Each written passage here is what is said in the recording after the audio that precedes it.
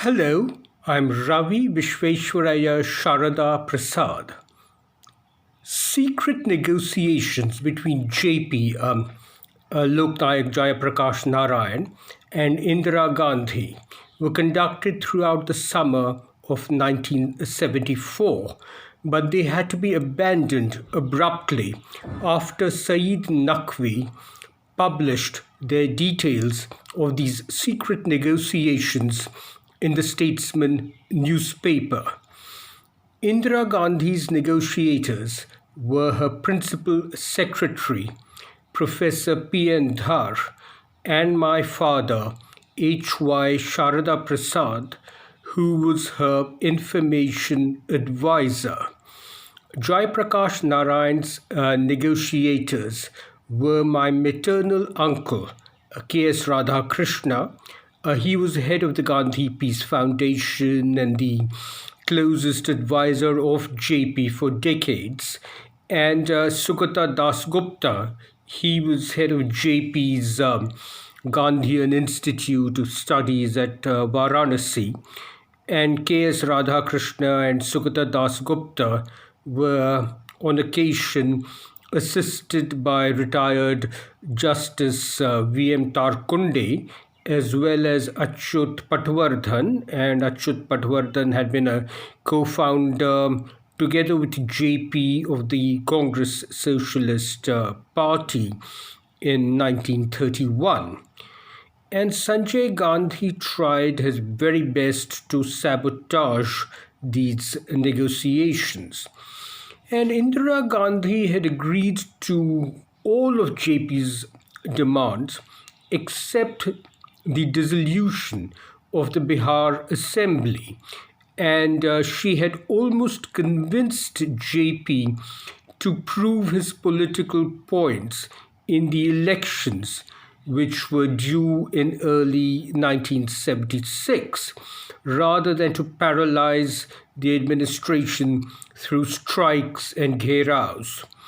But Saeed Naqvi's article in the Statesman newspaper meant that these negotiations had to be abandoned very abruptly, just as they were on the verge of success.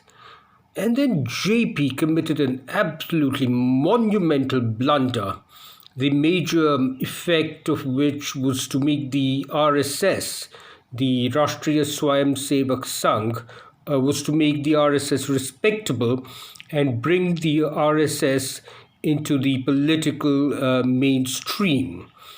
And without consulting his own negotiating team, which was KS Radhakrishna, my maternal uncle, who was head of the Gandhi Peace Foundation, Sugata Dasgupta, who was the head of JP's Institute of Gandhian Studies at Varanasi, retired Justice V.M. Tarkunde, and his very old colleague Achyut Patwardhan. And Achyut Patwardhan had co-founded the Congress Socialist Party with JP in 1931. So without consulting them at all and keeping them totally in the dark, JP very suddenly asked Subramanian Swamy, and Subramanian Swamy was then a Bharatiya Janasangh MP from Uttar Pradesh. And so JP asked Subramanian Swamy to introduce him to the RSS stalwart Nanaji Deshmukh. And Subramanian Swamy then convened a meeting at the residence of Murli Manohar Joshi, to which he invited JP and Nanaji Deshmukh and K.N. Govindacharya and Kailashpati Mishra, all of them of RSS leaders. And at this meeting at Murli Manohar Joshi's residence, it was decided that the Bihar student leaders, that is Lalu Prasad Yadav, Sushil Kumar Modi, Ramvilas Paswan, Sharad Yadav, Nitish Kumar, Ravi Shankar Prasad.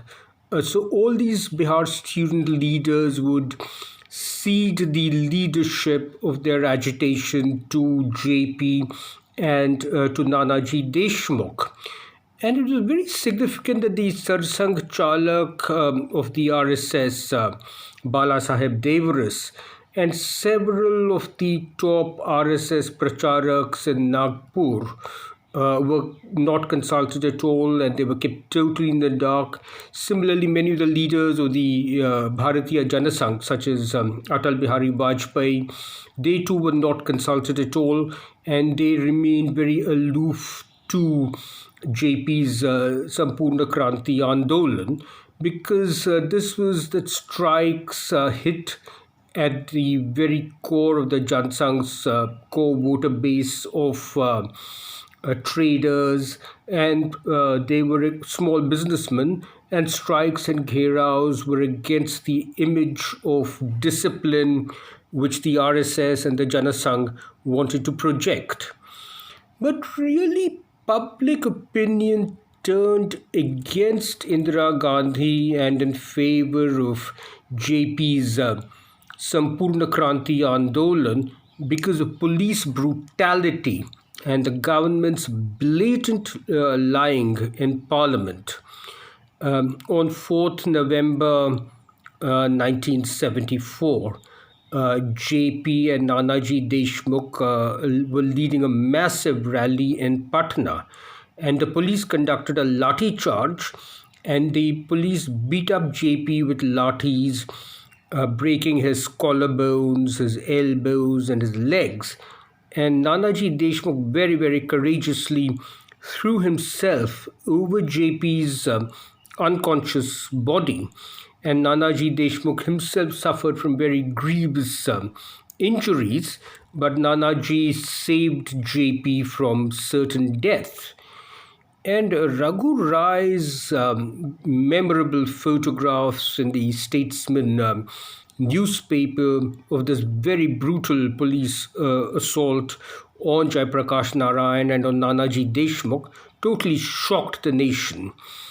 And the Home Minister, that was K. Brahmananda Reddy, he denied on the floor of Parliament that there had been any assault on JP and on Nanaji Deshmukh at all, even though it was on the front pages of all of the newspapers with photographs by Raghu Rai. And even members of the Congress party were just aghast at this blatant lying by the Home Minister. And so the Home Minister, K. Brahmananda Reddy, had to tender an abject apology to Parliament for deliberately lying to it. And JP had nominated Nanaji Deshmukh to take over his movement if anything happened to him. And after this very brutal attack on JP and on Nanaji Deshmukh, in turn, he nominated Sundar Singh Bhandari of the RSS and Dattopant Tengadi of the RSS to take over the leadership of the movement, if anything happened to Nanaji. And this really was a turning point, because Indira Gandhi had this absolute visceral hatred for the RSS and for the other right-wing Hindutva organizations, because she held the RSS to be antithetical to her very ideals of India as a nation. And Indira Gandhi had been paranoid ever since the assassination of Salvador Allende in Chile in September 1973. And Leonid Brezhnev and Fidel Castro too had warned her that she would be next. And then when the chief fundraiser of the Congress party, the railway minister, Lalit Narayan Mishra, so when Ellen Mishra was killed in a bomb explosion on 3rd January 1975, so Indira Gandhi told her aides that she would be next. And so she decided to really crack down on the Anand Marg, the ABVP, and the RSS.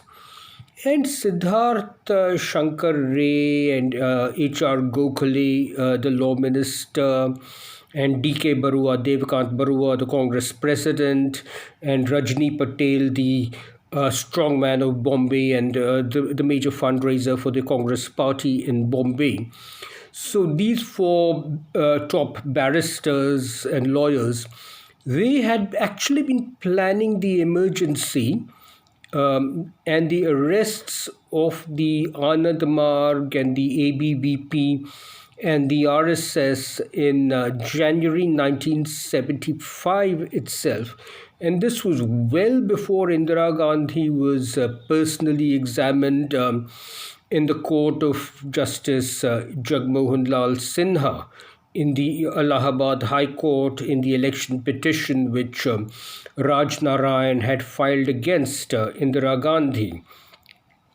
So then on 24th January 1975, the vacation judge of the Supreme Court, Justice V.R. Krishna Iyer, he did not grant Indira Gandhi an absolute stay, but he granted her only a conditional stay, and Justice V.R. Krishna Iyer ruled that she could continue as the Prime Minister until the matter was decided by the Supreme Court, but that she did not have the right to vote in Parliament. So on the evening of 25th June 1975, Jaya Prakash Narayan, Morarji Desai, Raj Narayan, Nanaji Deshmukh, Madan Lal Khurana, and several other political stalwarts, they addressed a mammoth crowd at the Ramlila Maidan, calling on Indira Gandhi to resign. And JP made a very fiery 80-minute-long speech, and JP recited Ramdhari Singh Dinkar's iconic poem, Singhasan Khali Karo, Janata Aati Hai. The English translation is, surrender your throne, for the people are coming. And JP exhorted the army and the police to not obey orders which they considered illegal and unconstitutional. And even Morarji Desai, he was usually such a stickler for law and order. So Morarji Desai told journalists that they would surround Indira Gandhi's house until she resigned.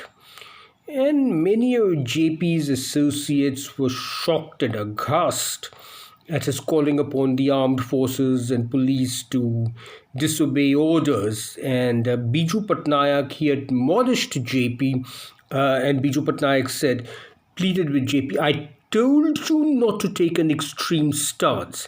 Now that you have pushed Indira Gandhi into a corner, she will retaliate harshly. And Biju Patnaik, he pleaded with JP, I've known Indu for decades.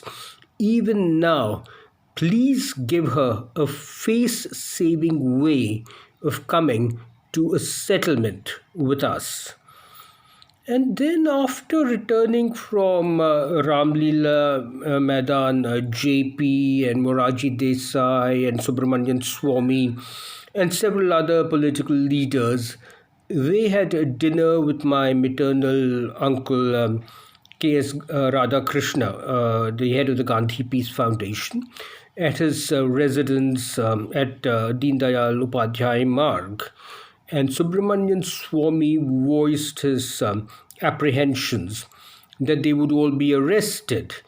But both Jaya Prakash Narayan and Morarji Desai replied that Jawaharlal Nehru's daughter would never ever think of doing such a thing at all. And then when Subramanian Swamy persisted, JP replied, will she be so stupid? That will be the end of her. But Subramanian Swamy was not convinced, and he quickly made his getaway. And Morarji Desai also left the dinner early and returned to his residence. So my father, HY Sharada Prasad, He was the information advisor to the Prime Minister Indira Gandhi. So he came home at 2 a.m. and he slept for just a couple of hours, and he left again at 4:30 a.m. And he was very, very tense and worried and extremely fatigued, but he just did not utter a word to us at all.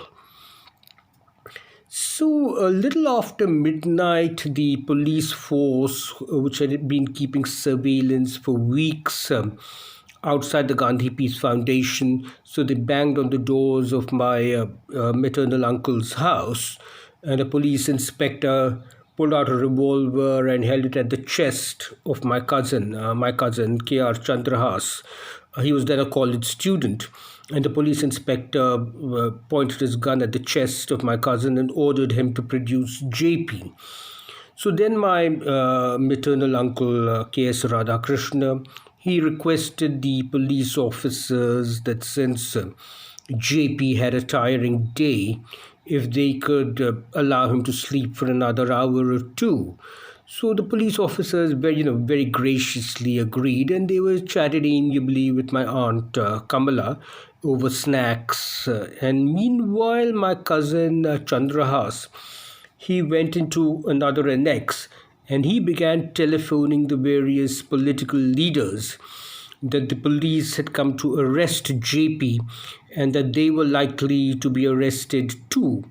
So my cousin KR Chandrahas, he telephoned Nanaji Deshmukh and Madan Lal Khurana at the RSS headquarters at Rani Jhansi Road, and both Nanaji Deshmukh and Madan Lal Khurana managed to escape just 15 minutes before the police came to arrest them.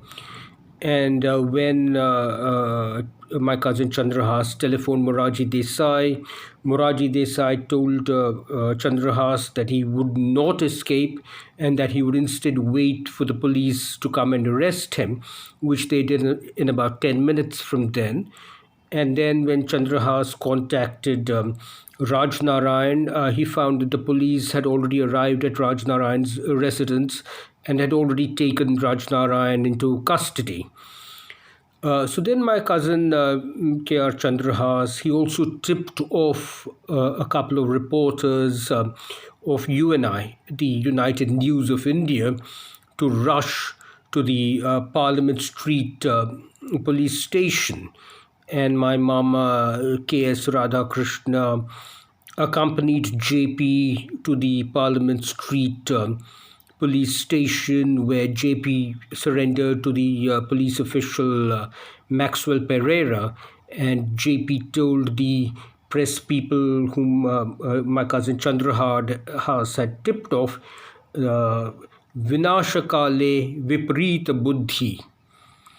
So, yes, even though the police had an arrest warrant against my maternal uncle KS Radhakrishna, they just forgot to take him into custody because all the attention was on JP.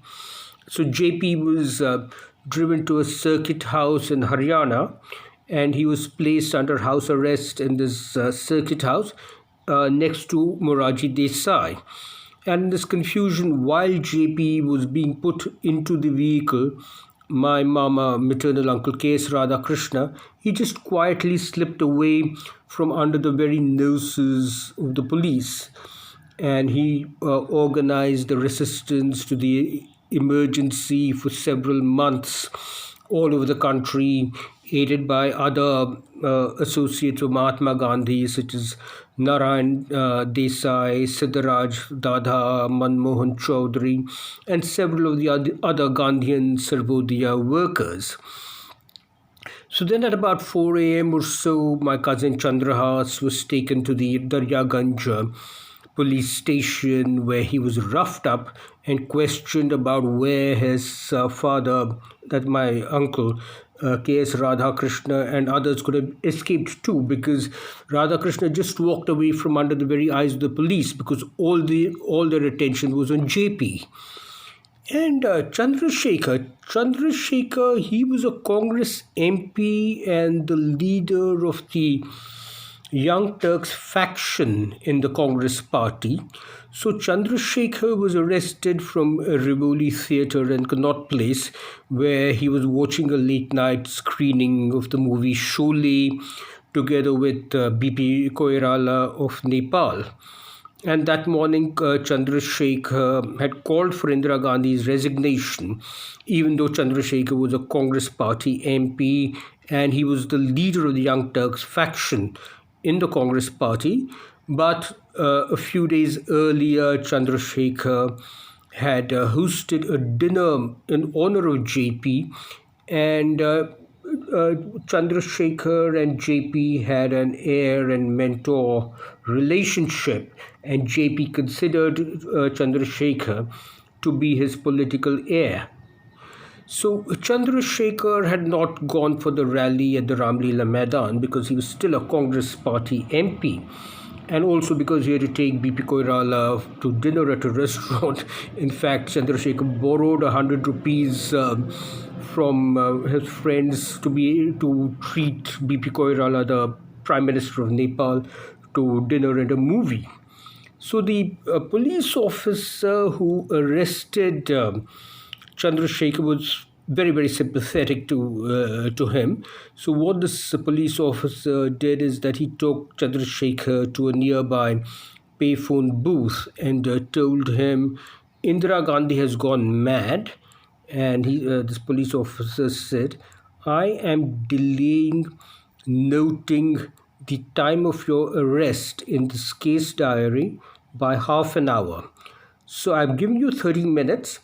During these 30 minutes, call whomever you can to warn them of their imminent arrest and that they should escape immediately. And surprisingly, luck was on everyone's side that all the telephones worked perfectly. And in those days, telephones hardly worked. But all the telephones worked perfectly at that time. And the telephone operator who overheard Chandrasekhar tipping off various political leaders, she overheard this conversation and she passed on the information to another telephone operator in Odisha who tipped off George Fernandez. And George Fernandez was holidaying with his family at Gopalpur on Sea in Odisha. And George Fernandez, he had earned the gratitude of female telephone operators by fighting to improve their working conditions. So he was just tipped off by this chain of telephone operators, and clad in just his lungi, George Fernandez managed to jump into his car just minutes of the police coming in to arrest him. And again, this police officer who arrested Chandrasekhar said, okay, now your 30 minutes are up. I have to take you to the Parliament Street police station. But first, let us make a detour to the Gandhi Peace Foundation and see what is happening with JP. But as they arrived at the residence of my uncle at Gandhi Peace Foundation, JP was already being driven out by the police to the Parliament Street police station. And about Subramanian Swamy, because Subramanian Swamy was the one who left the dinner at my maternal uncle's house. So a senior police officer called up Subramanian Swamy at 4 a.m.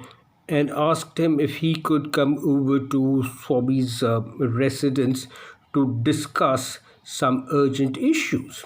And so Subramanian Swamy asked this police officer, what can be so urgent at 4 a.m.? And speaking very, very slowly and emphatically, this police officer said, if you would happen to not be at home when I come. And then Subramanian Swamy immediately understood as to what this police officer was hinting at, and he quickly made his escape. And as I said, my father, HY Sharada Prasad, who was the information advisor to Prime Minister Indira Gandhi, he came home at 2 a.m., slept for a couple of hours, and he left again at 4:30 a.m. Without saying a word to my mother or me. And we were just wondering what was happening because he was so tense and worried. But he didn't say a word to us. And then my father called my mother a little before 8 a.m. and told her to switch on All India Radio. And that is when we listened to Indira Gandhi's proclamation of the emergency, and a very detailed description of my father's role is given in Bishan Narayan Tandon's book, The PMO Diary. B.N. Tandon was a joint secretary in Indira Gandhi's Prime Minister's Secretariat, and he was a very close colleague of my father. So, in B.N. Tandon's diary, which was published, the entry of 26 June 1975 reads, as I was leaving for office, Sharada phoned to say, "You must have heard, it is all over. We will talk when you come to the office." That is, Tandon means my father, HY Sharada Prasad, he sounded very dejected. On reaching office, that's B.N. Tandon, went straight to Sharada's room. Sharada told me in detail whatever he knew. Last night, the PM had summoned Sharada and Professor Dhar to her house at 10 p.m. And Bishan Narayan Tandon's book, his diary, goes on. Devakanta Barua and Siddharth Shankar Ray were already there. When Professor Dhar and Sharada reached there, the PM told them, "I have decided to declare an emergency. The President has agreed. I will inform the Cabinet tomorrow." And so Bishan Narayan Tandon's book continues. Saying this, she handed over the draft of the emergency proclamation to Professor Dhar. He and Sharada were stunned. They had been summoned only in order to be informed and for their advice on the propaganda to follow. And so Tandon's book continues. The PM also told them, that's P.N. Dhar and my father H.Y. Sharada Prasad, the PM also told them to prepare a draft of her address to the nation. They were at the PM's house till about 1 a.m. The cabinet was to meet at 6 a.m. And B.N. Tandon's book, PMO Diary, it continues. All those ministers who were in Delhi attended the meeting. The PM told them what she had decided to do, but not one of them protested, not even faintly. Only Swaran Singh raised some administrative issues. And Tandon's diary continues. The arrests were not discussed at all. One of the ministers said that he had heard about the arrests, but the matter was swept aside. Even Professor Dhar had no idea of these arrests.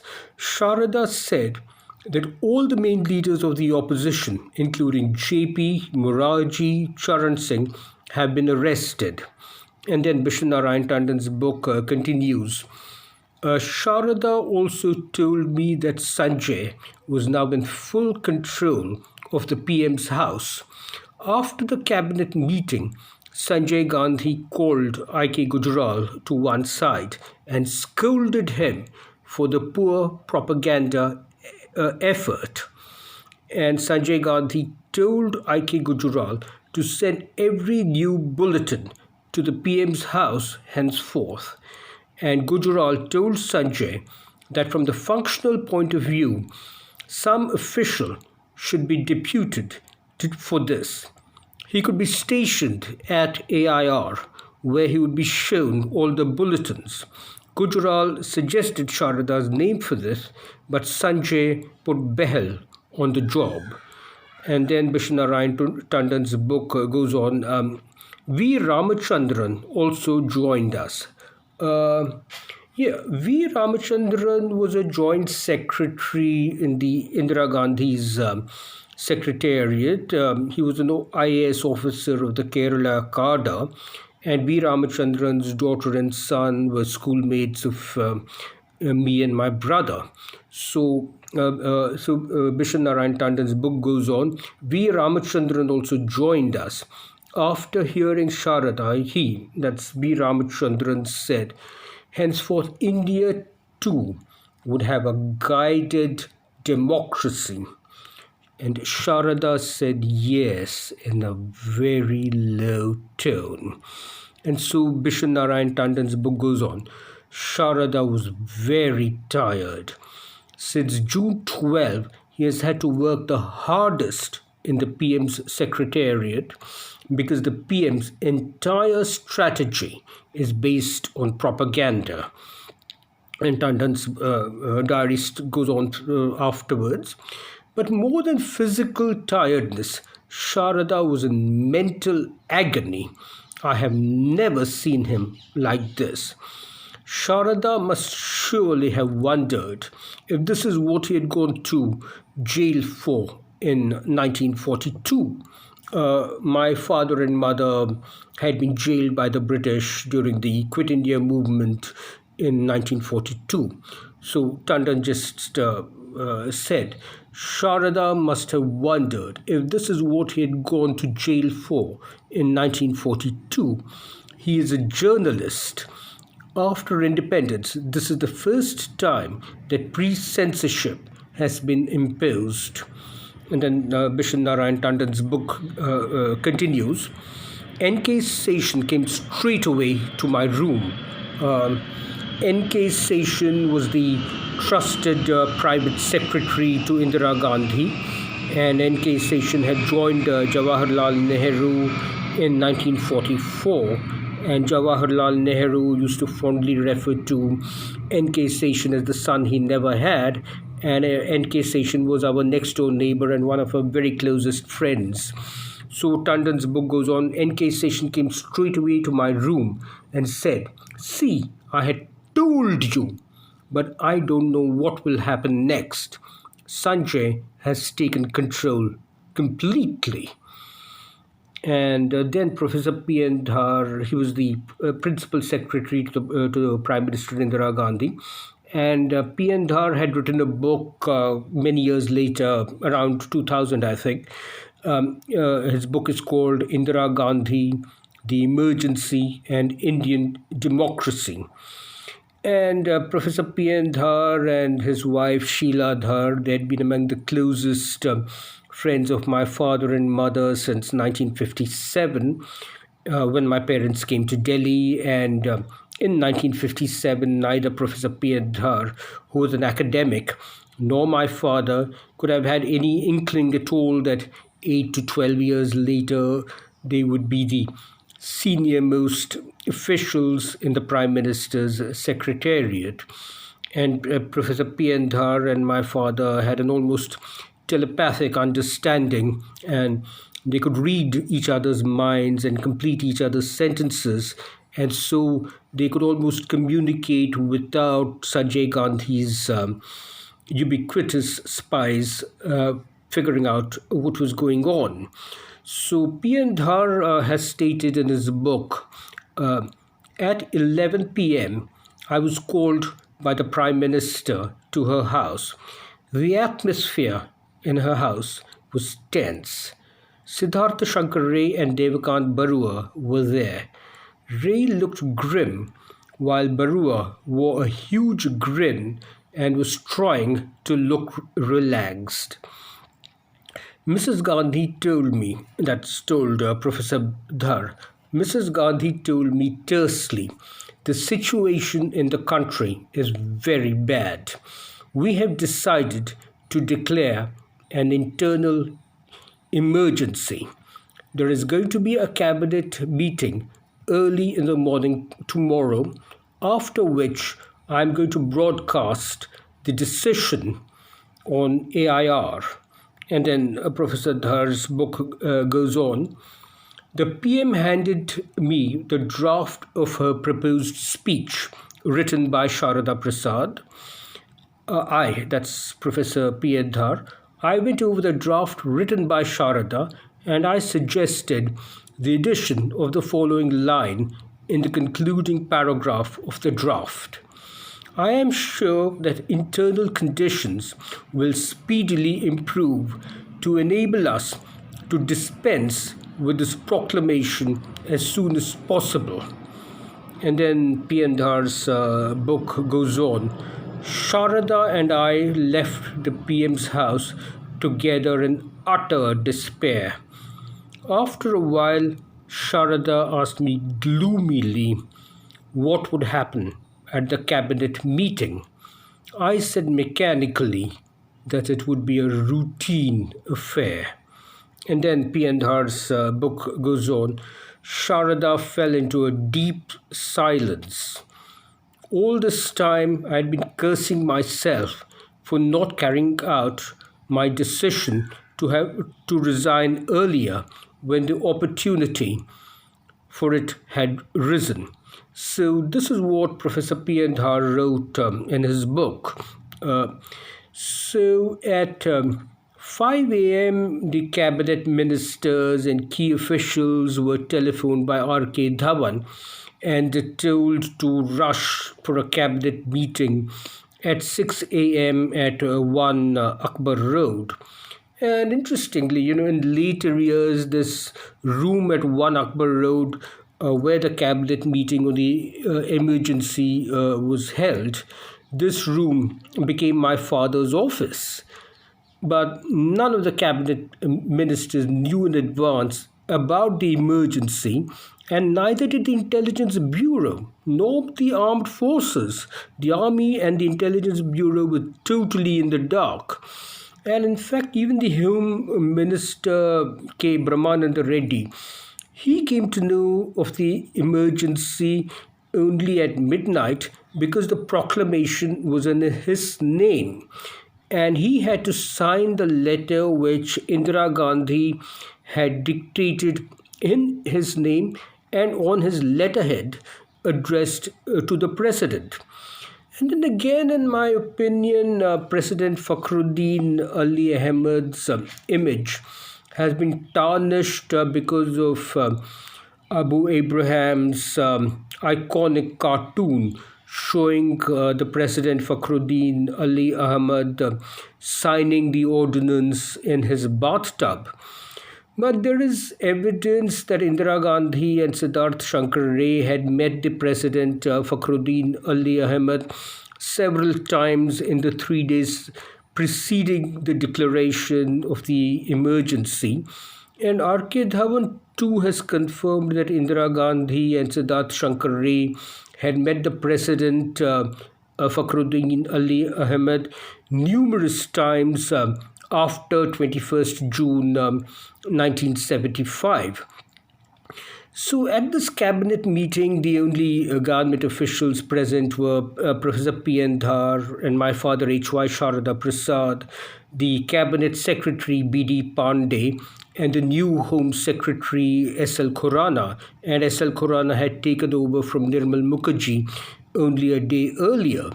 But the Cabinet Secretary B.D. Pandey and the Home Secretary S.L. Khurana had no idea at all about the emergency and the arrests.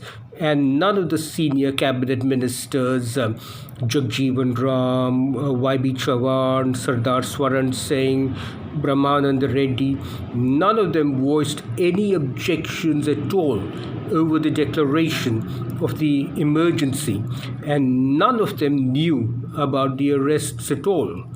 And P. Dhar and my father, they whispered to each other that they had been witness to an evil act.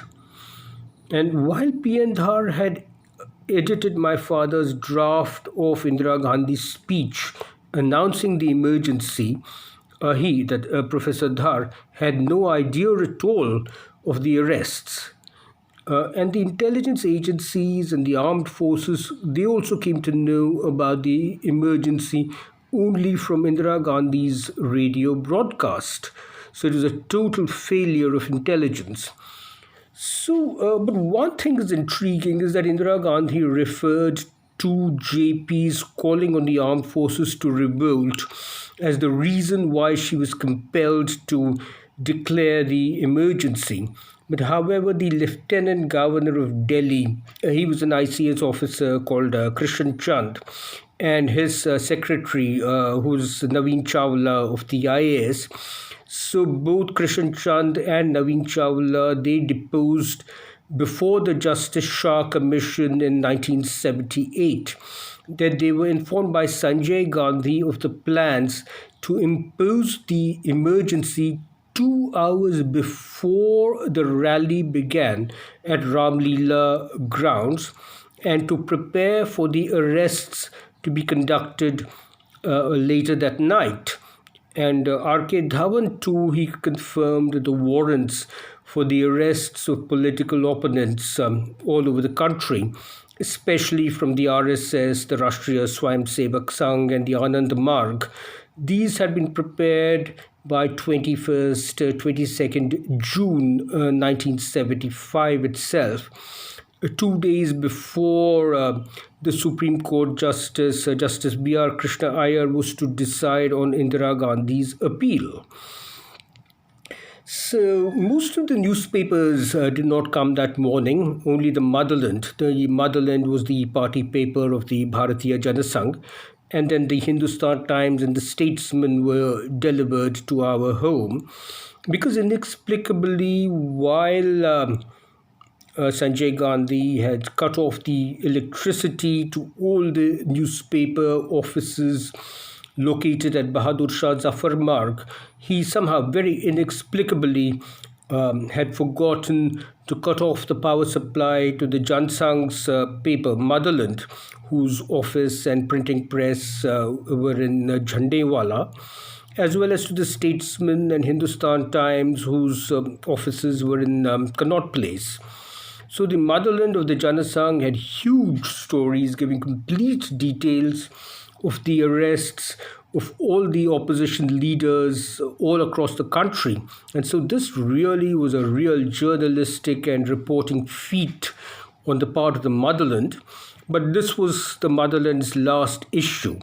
And its editor, KR Malkani, was one of the very first persons to be arrested after the emergency was proclaimed.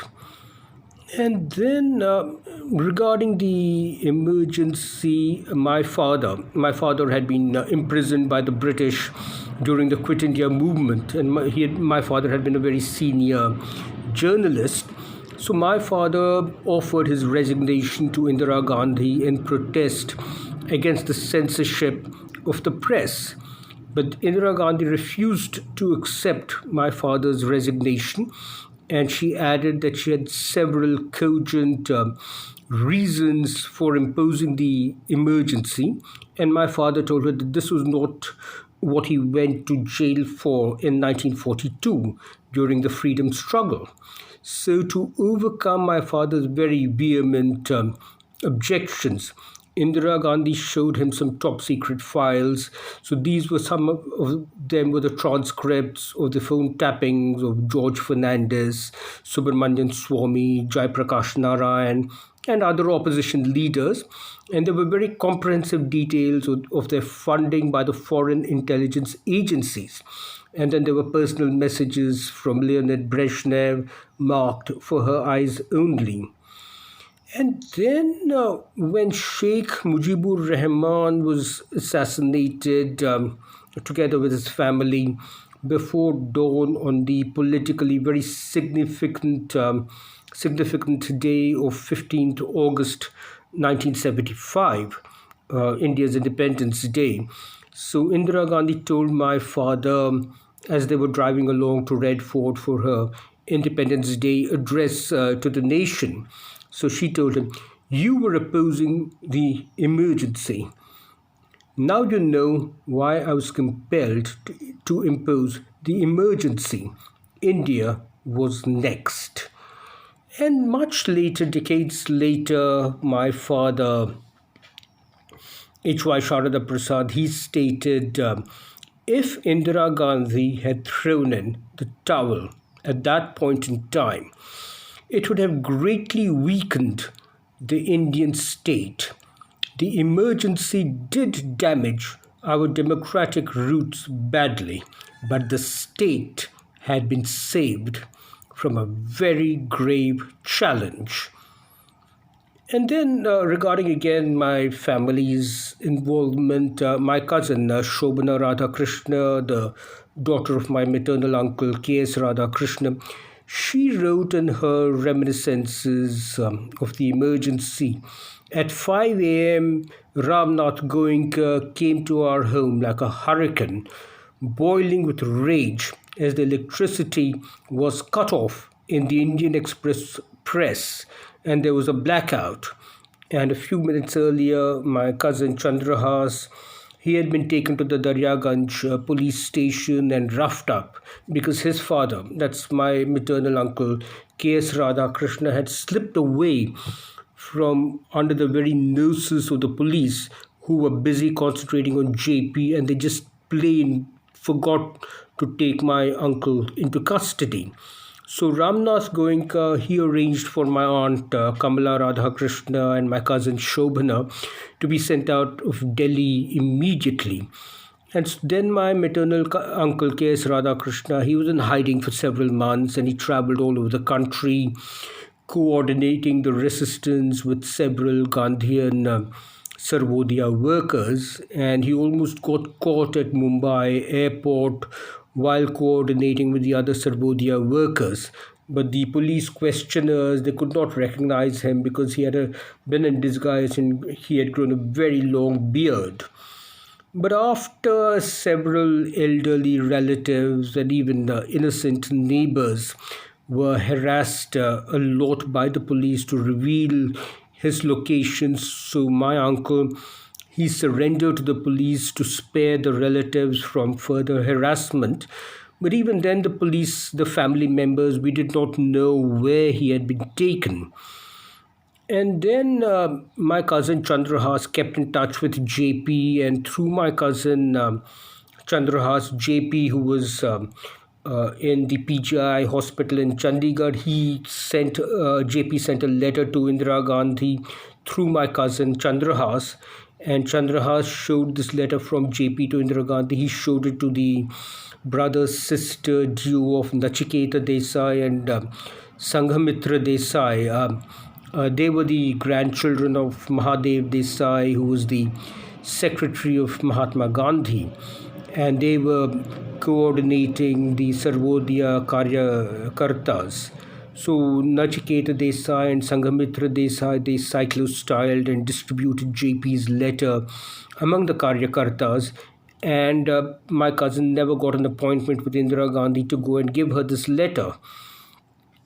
So then the retired Justice V.M. Tarkunde, he filed habeas corpus pleas in the Delhi High Court on behalf of Bhimsen Sachar.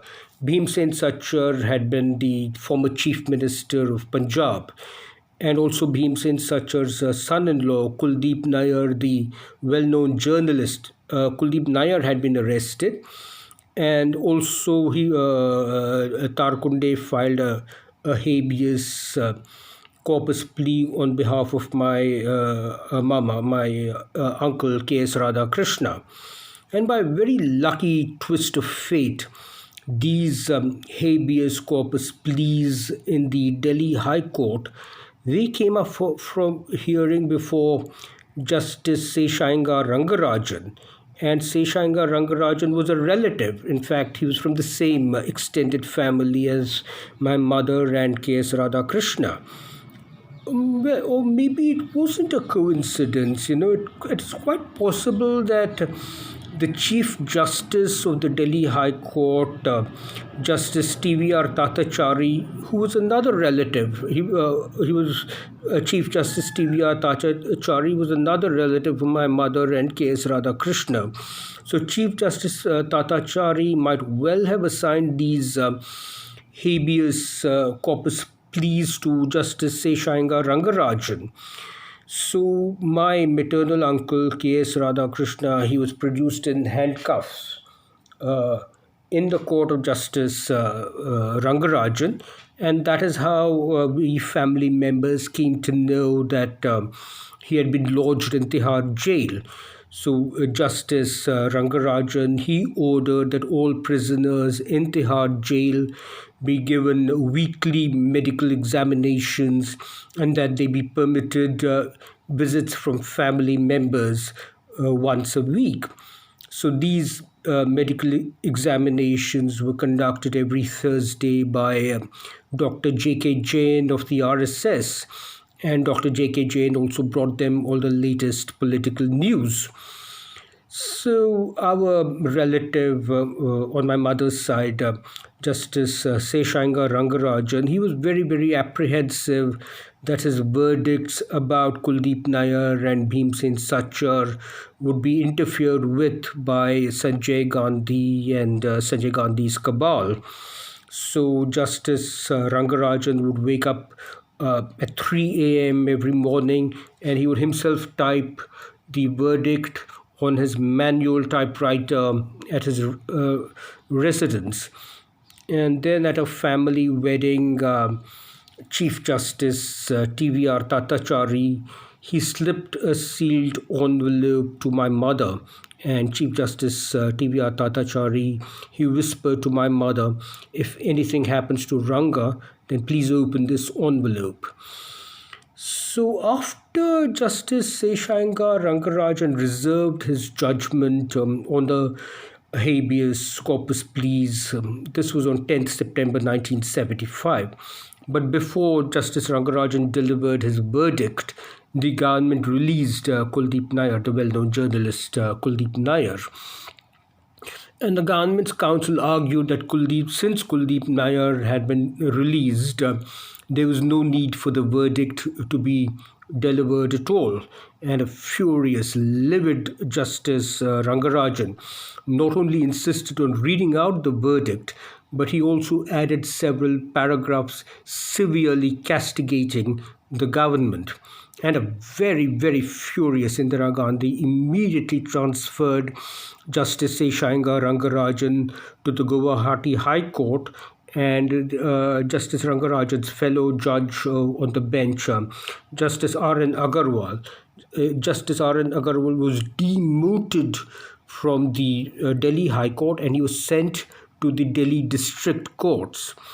And then the Chief Justice of India, A.N. Ray, who was, basically Indira Gandhi's lackey.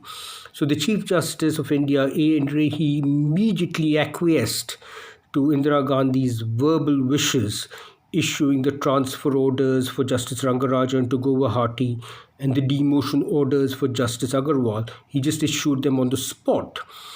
And then the eminent jurist Falisa Nariman, he gave wide publicity to Justice Rangarajan's verdict among the international legal community.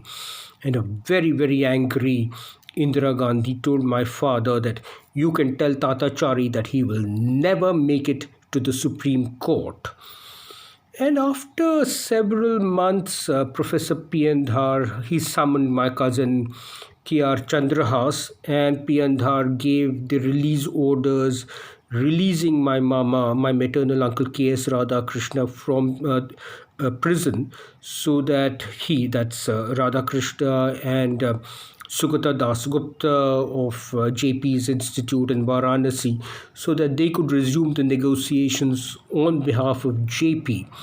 And then George Fernandez wrote a very nasty, abusive letter to my mama, KS Radhakrishna, and as well as to JP, accusing KS Radhakrishna and JP of betraying the struggle against the emergency. So this is what George Fernandez wrote, a very, very abusive letter. Okay, done? Finished? Achha, theek hai. So please subscribe to my channels on YouTube and on IGTV. And please follow me on Facebook and Instagram and Twitter. My Twitter account is @RVP. @RVP. P is my Twitter account. On my YouTube channel, I will be uploading several more videos about politics, about the economy, about business and industry, and about technology. So please subscribe to my YouTube and IGTV channels, and please let me have your feedback on my videos on YouTube, which are being uploaded on my YouTube channel. This is Ravi Visvesvaraya Sharada Prasad saying goodbye. Have a wonderful day. See you. Okay, see you. हो गया? ठीक है? Okay. Okay.